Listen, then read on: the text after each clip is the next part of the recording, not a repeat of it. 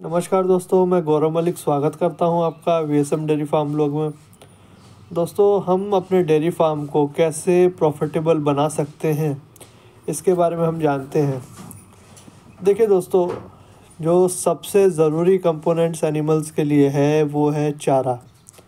हम concentrate feed के बारे में बात करते हैं, हम अच्छे सीमेन के बारे में बात करते हैं, हम अच्छे हर्ड मैनेजमेंट के बारे में बात करते हैं, लेकिन हम एक अच्छे फॉडर मैनेजमेंट के बारे में बात नहीं करते। और हम रोमेनियन को पालते हैं, लेकिन रोमेन में जो सबसे बेहतर डाइजेस्ट होने वाला मटेरियल है, जो उनका मेन फूड है, प्राकृतिक फूड है चारा।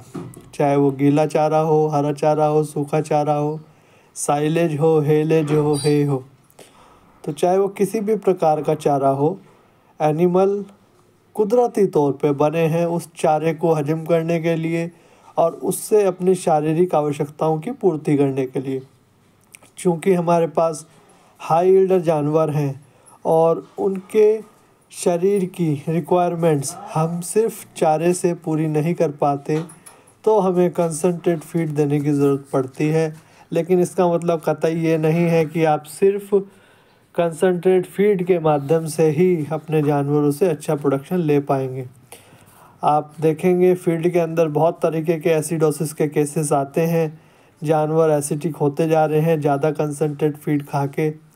हमारे देश में अलग अलग जलवायु है, अलग अलग फसलें होती हैं। कहीं पे सिर्फ धान की पराली का इस्तेमाल किया जाता है, वहाँ पर ग्रीन फॉडर बहुत कम है, और वहाँ के फार्मर्स पराली के साथ अधिक कंसंट्रेट फीड का यूज़ करके अधिक प्रोडक्शन लेते हैं, जिसमें समय के साथ उनके जानवरों में समस्याएं आनी शुरू हो जाती हैं। ऐसे ही कुछ जगहों पर सिर्फ भूसे का इस्तेमाल किया जाता है और उनका मानना होता है कि कंसंट्रेट फीड को ज़्यादा देकर वो ज़्यादा बेहतर मुनाफा कमा सकते हैं। जबकि सच्चाई ये है कि यदि आप अच्छे फॉडर के ऊपर फोकस करते हैं, आपके पास अच्छा बेहतरीन फॉडर है, तो आप सस्ते में अपने पशुओं की शारीरिक आवश्यकताओं की पूर्ति कर सकते हैं, और अगर ज़रूरत पड़ती है तब कंसंट्रेट आप उसको दे सकते हैं। तो सबसे बढ़िया चारा क्या है? देखिए, सबसे बढ़िया चारा तो है हरा चारा, लेकिन उसकी एक लिमिटेशंस है। जब हमारे पास ज़्यादा दूध का जानवर होता है तो उसकी बॉडी को जो ड्राई मैटर की रिक्वायरमेंट है वो कई बार हम हरे चारे से पूरी नहीं कर पाते, इसलिए हम साइलेज की सलाह देते हैं। साइलेज जो कि एक बहुत ही अच्छा चारा होता है, जब ड्राई मैटर उसके अंदर 30 से 35% होता है, स्टार्च की वैल्यू अच्छी होती है, तब हम उस स्टेज में फसल को काट कर उसका साइलेज बनाते हैं। तो साइलेज की व्यवस्था किसान भाइयों को करनी चाहिए।